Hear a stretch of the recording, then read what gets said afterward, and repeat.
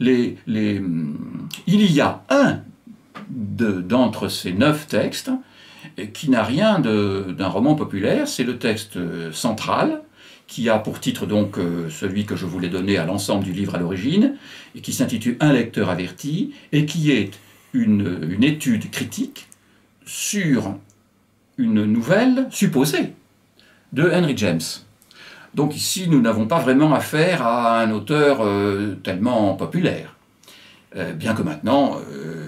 James soit un livre de poche. Mais,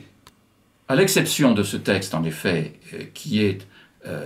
une nouvelle supposée de James, à laquelle j'ai d'ailleurs donné, pourquoi faire simple quand on peut faire compliqué, le titre d'une nouvelle qui existe déjà, La leçon du maître, mais on voit, si on la connaît, en lisant celle-ci, qu'elle se ressemble, mais qu'elle dissemble aussi profondément, à l'exception donc de cette nouvelle qui n'est pas par hasard au centre du livre, parce que ce que je dis dans le commentaire que je fais de cette leçon du maître-là est une sorte de morale de l'ensemble des histoires du livre. Elle est là au milieu et elle a ce titre qui devait être le titre de l'ensemble. Mais à l'exception de cette nouvelle, en effet, toutes les autres, ce sont je dis nouvelles, enfin,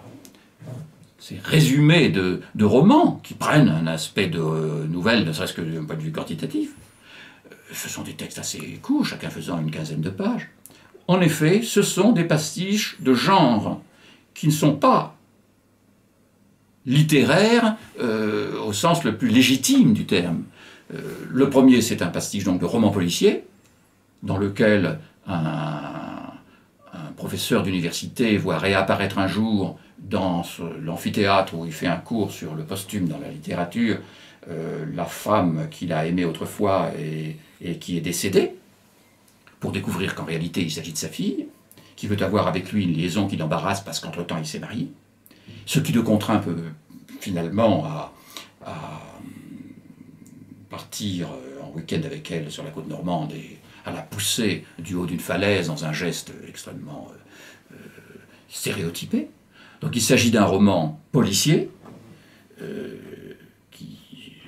enfin je ne veux pas dire comment il se termine. Et puis il y a ce roman de science-fiction Années 30 dont j'ai parlé, qui est un roman censé avoir été écrit par une espèce de Lovecraft, disons, un roman de terre creuse,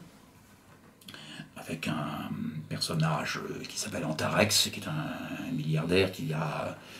enlevé des enfants dans le monde entier et qui les a installés dans une ferme expérimentale au fin fond de la terre creuse. Il y en a un qui est également un roman, comment on pourrait dire,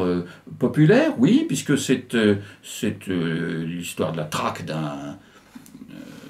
ancien nazi qui s'est réfugié aux États-Unis chez son frère, encore une histoire de frère. Et puis, on peut dire que... Alors oui, c'est aussi une imitation de romans tel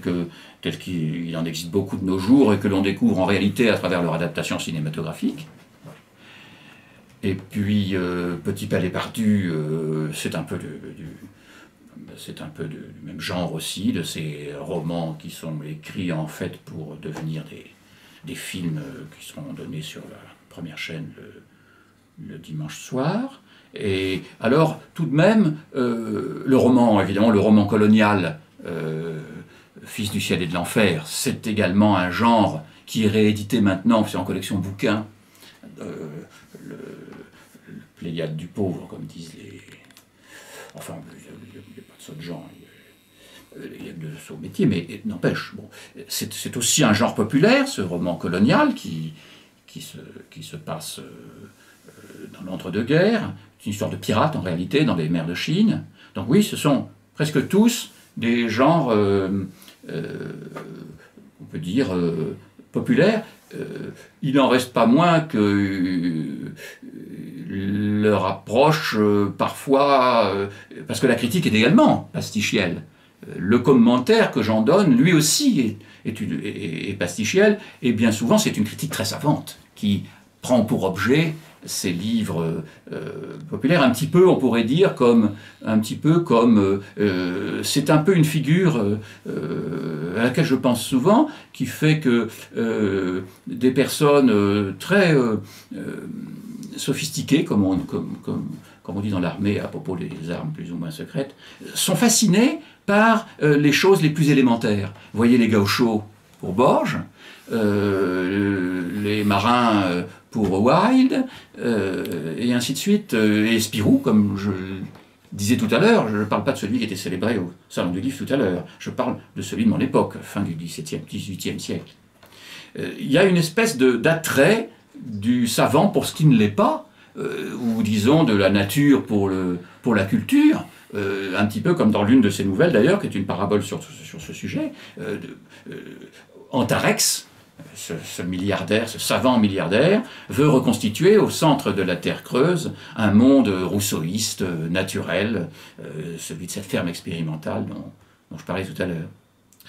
Donc les textes sont des pastiches, en effet, de romans populaires, mais ils apparaissent à travers une critique qui, elle, est souvent presque trop savante, le tout sans accentuer les traits caractéristiques, parce que je ne veux pas faire des pastiches satiriques. Ce sont des pastiches ludiques, mais en tout cas qui ne cherchent pas à trop tourner en dérision quoi que ce soit, parce que, comme vous le savez, je mets un petit peu de théâtralité dans ma vie, mais j'essaie de pas trop en mettre dans ce que j'écris. J'essaie de faire des choses un peu plus tenues.